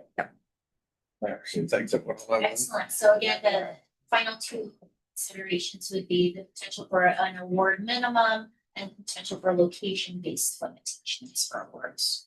And both of these apply again only to applications for events and tourism-related facilities. Marketing would not be included in Well, these that's thresholds. We have 25 minutes left. Equal to these ones. That's gonna be very honest. Yeah, So can I ask a point of clarification for location-based limitations? We have venues. So the RAC, the Washington Center. Or any other- Yes, this year, the Harlequin. Makerspace received funding. The Lacey Southside Chamber also applied as a tourism promotion facility this year. And we also have the Lacey Museum. So in twenty what twenty-five, about the fairgrounds we give them? yes, but What do they I feel? think they they fall under the other. applied for marketing. Oh. So, and that is a distinction as well. Historically, the Lacey Chamber has applied as a marketing application and changed their application type to support expenses related as a tourism related facilities. So there is potential that some of those applicants may Will change. depending on the nature of the activities that they're seeking to reimburse. So I'm wondering if we can do a limit for the buildings or the, like the Tourism tourism promotion promotion facilities. facilities versus the marketing. Well, both of these recommendations would not impact marketing at all. So Okay. this, when considering these, they would only apply to applicants who apply for events or as a tourism related facility.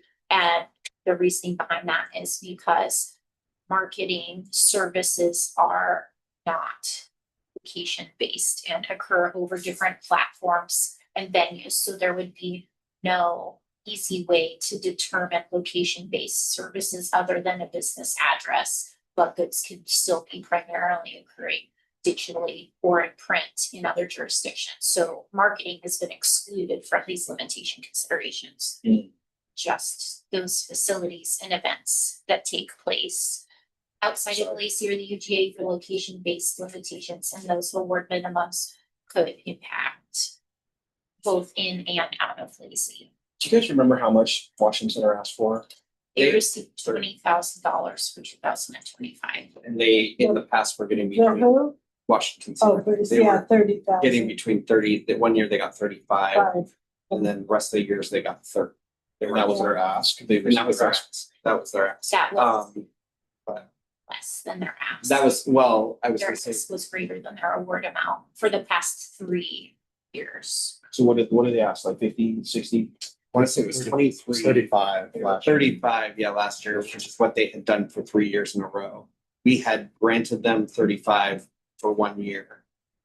And then we took it down the previous 2 or 3 years after that. And we had COVID. Washington Center, got Previously- 30, and then 20, is that right? 2025. Yeah. And previously was also granted funding for a one-time facility Facilities. improvement that was substantially larger than That's just what, 250, and we took that out of our reserves, yes. Yes. And they brought that to council. That was in 2022. Yeah, I remember that. I was thinking 25 would be our max. That's the number that was in my head. And the reason why, and that was just, that's a maximum. Mhm. Doesn't mean we have to award 25,000. Right. Just means it gives us, going back to the minimum and the maximum, I want a bigger swing. I want to be able to be, because we have some events and we sit around this table, not this table, we sit around a table every year and we say 3-day festivals get X, Y, Z. And I feel like with smaller amounts, we're pigeonholed. Yeah. Pigeonholed. to distinguish the award minimum proposal is for awards both in and outside of Lacey in the urban growth area. So Right. any applicant would be subject to any threshold this committee set for the minimums. The maximums for location-based limitations would be an independent threshold and only apply to activities outside of the UGA. So what I would recommend is maybe this committee make a recommendation based off award minimums and then consider any potential maximum caps for things outside to be able to better balance those concerns. So let me just ask, these things will be effective this year Potentially. for the This cycle? committee could also take the approach similar to the scoring rubric with the intent to issue awards when possible with these amounts to test it out, but not set that policy. So maybe recommend that the goal would be to go through a process and see, are we able to do what we want with these thresholds, but not set that policy and just set it as a potential guideline for the next cycle. Very as well. similar to what we did with the rubric. When we installed the rubric, we tested it for that first year. And we said, we can go outside these, we can color outside the lines. Right, and then we can tweak And it. then we can tweak it. Yeah. So I would love to see us follow that same guideline here. Put this in practice for this year. Decide as we go through this process, do we like it? Do we think that was too stiff? Do we want to see us, Well, there's wisdom in that because we have yet to see a single application. Correct. Right, this year. And there was some of this stuff that I didn't want to tackle until we had applications to look at. I'm opposite of you because I don't want my brain to know what's out there. Yeah. I mean, we know, I've been on this committee for a few years. We know what's coming. Yeah. We have the standards, but then we might have new people. But I would rather set the policy first because then that way my bias isn't there. Like right now it's a blind bias. Yes, there's going to be applications that come in and you throwing cell phones and Talking with your hands. yeah, totally. Jazz hands. This is me. But I don't want to predicate. I don't want to know what's out there and then I'm making my decision and swaying my judgment. And so I'm thinking okay, if we do this now, I don't want to regret it when applications come in. So you know what I mean? Right. But I am totally for saying, okay, look, we can use these as guidelines. Let's not make them policy yet. Right. Right.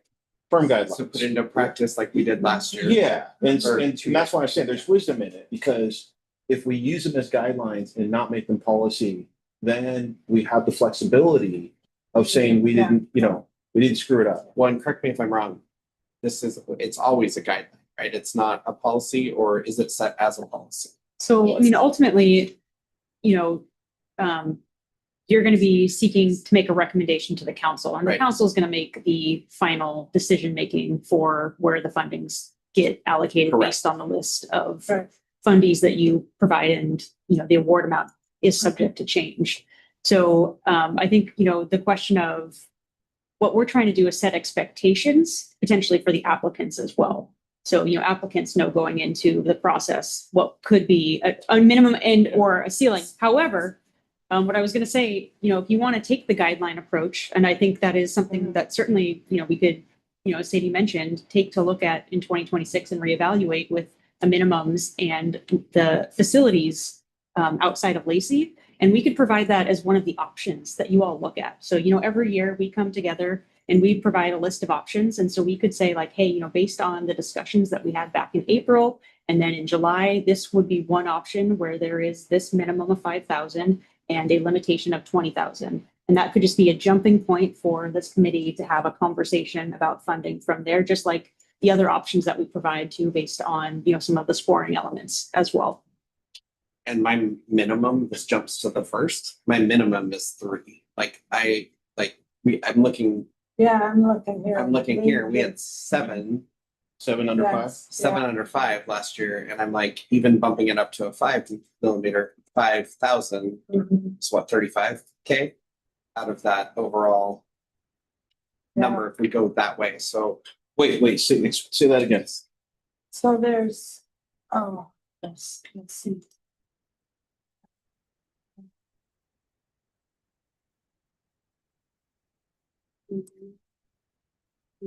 Four, 6, 7. 7 under 5K. If 5K was the minimum, 5 times 7 is 35. 35. So that'd be 35,000 right there minimum versus. I'm not good at quick math. Yeah. Yeah, but Less than 35. That's That's Yeah. oh, then maybe that 30,000. around 15,000. No.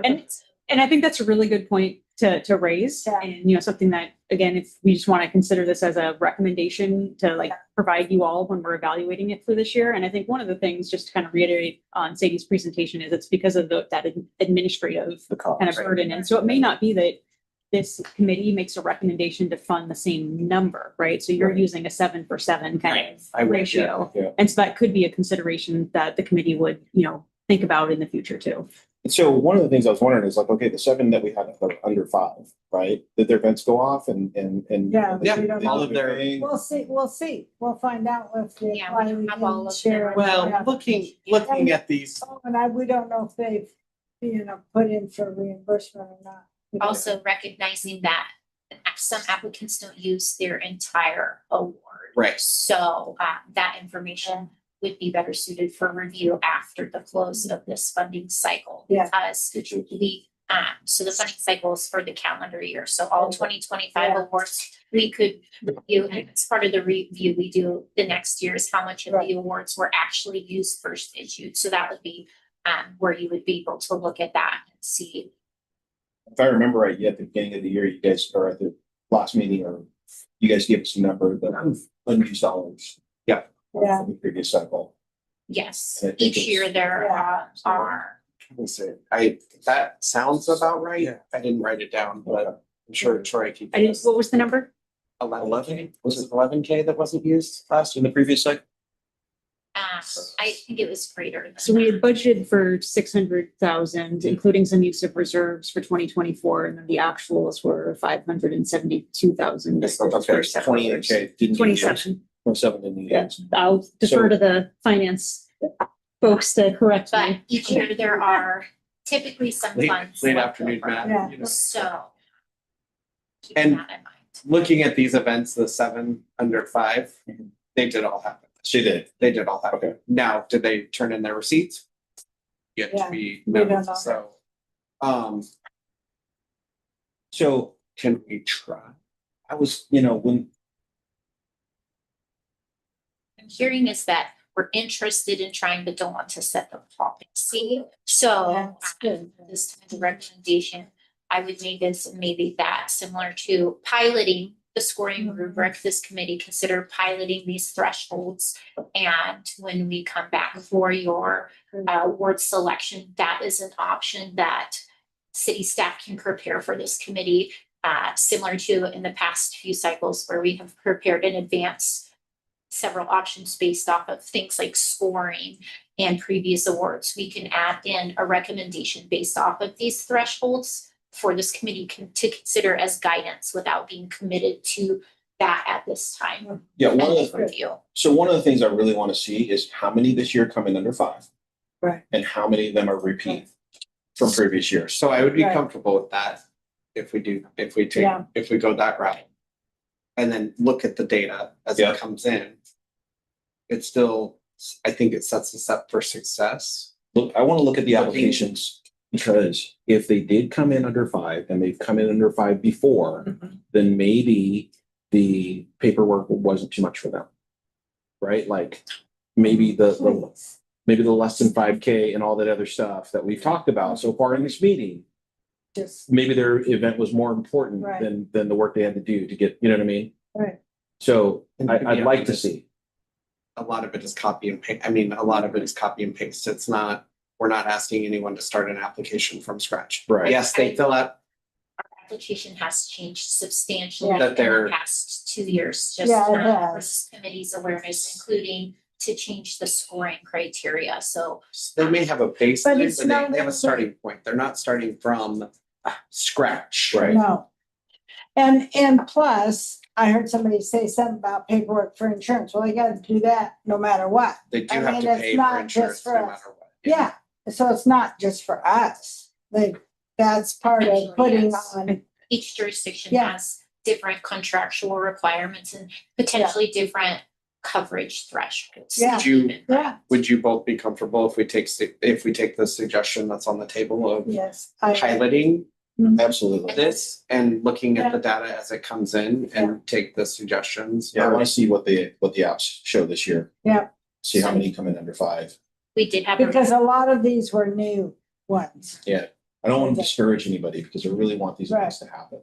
right? I don't know that we've discouraged anyone in the past. I mean, obviously there are people that if our minimum is gonna be less than 5K, we might not, I mean, Then they would either bump up their number. you don't want our or say, money, you know, then what, there's somebody else in the community that will Yeah. absolutely take your money. So that's on, Right. that's on you. I think that's a weird idle. Because it is reimbursement. It is reimbursement, but that's also okay. If you don't want to use our money, don't apply. I mean, Well, that's, let's pilot it. And so to clarify, the recommendation for a minimum was $5,000. The recommendation for a maximum for facilities was $20,000, but I heard this committee discuss other thresholds for Can we talk out about- jurisdictions. Please, For out of jurisdictional facilities. would the committee like to pilot the $20,000 for that or a different amount? I'd like to see us pilot a little bit more. You were saying 25 earlier. The 25. For facilities, because that's year round. And that would be, Usually again, be year-round use. facilities outside Outside. of Lacey or the Yeah. urban growth area only. So Yeah, What, how many do we get for facilities? We don't get a. this year, Less than there were 7. 5 awards for tourism promotion facilities, and the 2 years prior, there were 4 awards in that category.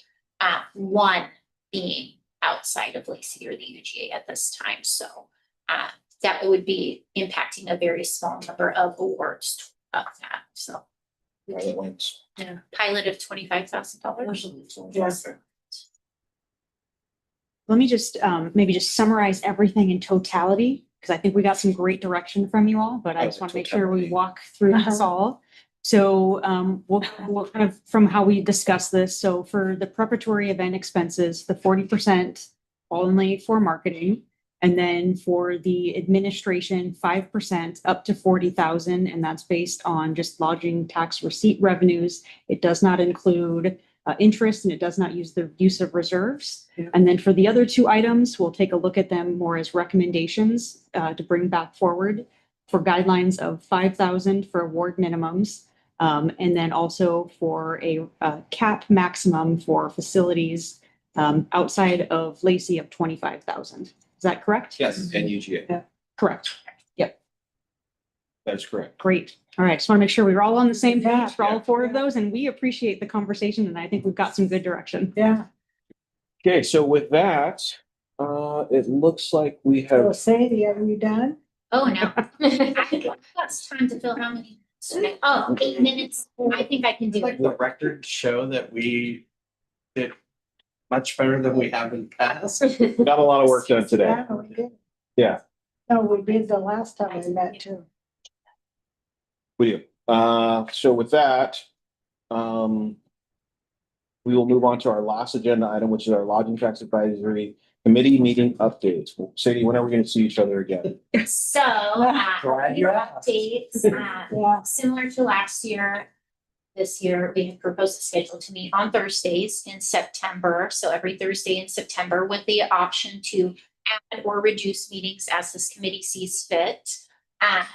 Making consistent meeting times of 3 to 6 p.m., having that window in the afternoon, and then updating to having meetings held in this executive boardroom moving forward, just due to scheduling conflicts with the council chambers. So that would be updates to our meeting kind of dates and times for this committee. That does not include, again, any additional meetings that this committee may need to have, additional regional meetings and that kind of. yeah, are we doing the regional meetings about the, This year, we will not be Okay. hosting a regional workshop, just based on regional staff resources, but that has been built in. The workshop materials are still on our website, including a recording of the PowerPoint presentation and a copy of the presentation.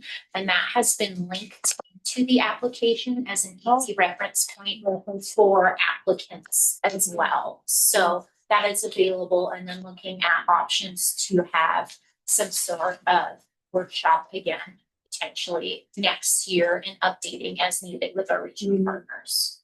And our meetings and stuff, that's what I Now, was. to Well, not- Malcolm's not point quite. is, can we meet with the other jurisdictions? So we'll take a look into that and get back to you. Yeah. And I think, one of the things, we did meet with chairs previously of all the LTAC committees, and that was one of the things that led to the regional workshop and Oh, hosting okay. that. So we can definitely take a look into what that could look like and get back to you all at your next meeting. Would love to sponsor a lunch for, what do we have, 4 LTACs? Or does the port have an LTAC? No. Okay, so it's just 4 of us. Each one of them has maximum or 5 members. Variable depending on their vacancies. And so definitely would like to make that happen. We've never sat face to face with other LTAC groups. I don't think there's any conflict there. I don't know that there is. If there is, I'm sure you could share with me. That's something that we can move into. I just heard that Yum had an LTAC committee. Yes, Yes, Yelm has reached out, so I would like to point out administratively, the lodging tax staff liaison, so the equivalent of myself, other jurisdictions do regularly meet and discuss and bring back updates, and any updates that this committee has reviewed has resulted from those meetings. So we do have regional collaboration, and we can get back to you on options for other regional Yeah. partnership opportunities and availabilities. It just, because to me, it feels like, okay, there's these kids in this other neighborhood, but you can't play with them. Right? And so there's 5 of us. Mhm. And if we met one time, or who knows, I don't see any harm in We've it. been asking for it for Yeah. years. I don't know if I don't see any conflict with it. We can get into Let's take a look into it. And again, just want to reiterate that we did have the meeting of chairs, but we can take a look at what be some I got you. options. So we'll get back to you. Right? Yeah, it could be an LTAC summit. I don't know what you want to call it. Okay. But we've Yeah. never met these people. We all do the same thing. We all have the same desires for our communities, but we've never really sat and talked about our desires for our communities, what we've done, how much fun we've had, or anything like that. Understood. Okay. Yeah, so speaking of the community, right now, the application cycle is open for our Yeah, community I saw members and interested parties. This is the anticipated application timeline for that. So our applications did open online on July 8th. Those are available. The application, as I mentioned, has been updated with some feedback from this committee. It has been shortened and aligned with the scoring rubric, making potential scoring items very clear and concise. So that isn't open. Applications are due by Friday, August 22nd at 5 p.m.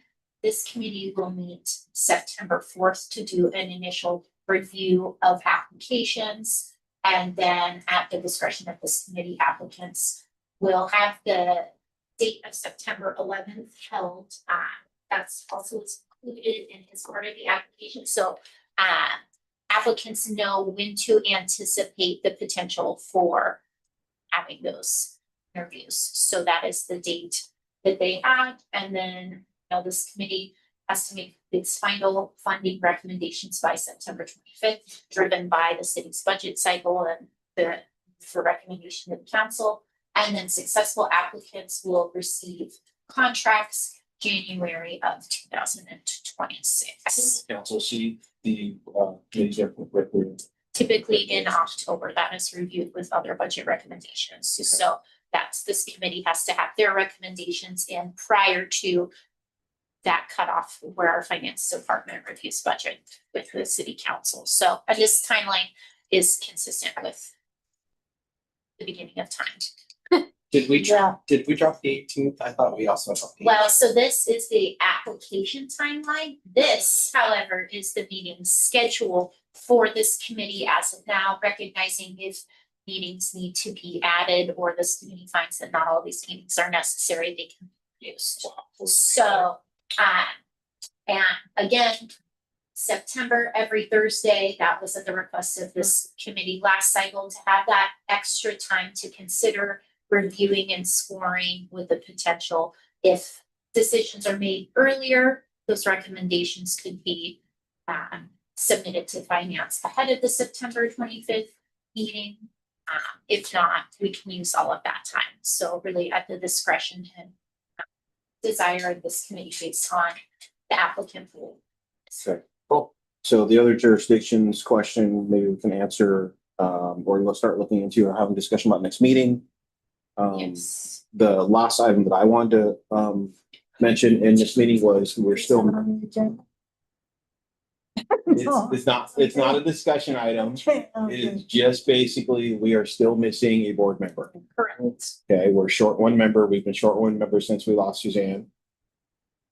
And I just wanted to make sure that we remember that, and I would like to see that on a future agenda. And that is something, The hotel. just as an update, it must be 2 representatives from a business authorized to collect the tax.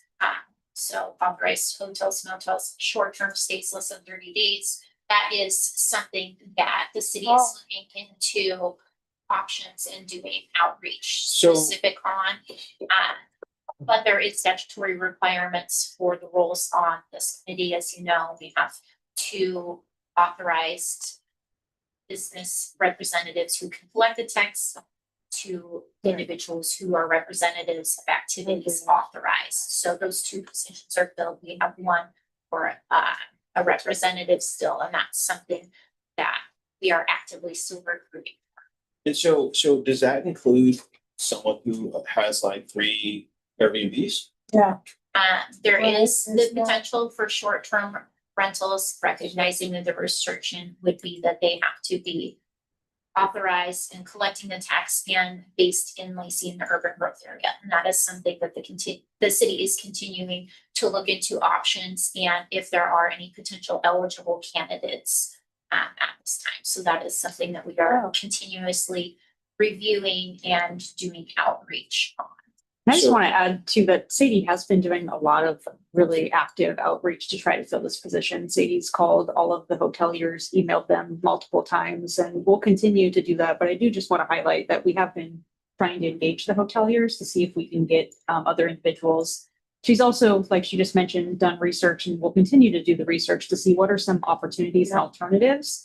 And so I just want to just highlight that a lot of great efforts have been going into trying to fill this position. I know when I got Suzanne, I just walked in there and I just was happenstance that she said, oh, I'm looking for something to do to volunteer. So, I mean, it was just, but I just walked into that hotel and asked her, there you go. Yeah, and we have done So, some outreach, also recognizing we have some potential new eligible businesses that may be developed and potential new opportunities to reach other eligible members. So that is Well, if you something. need help, I can always help as far as going to ask.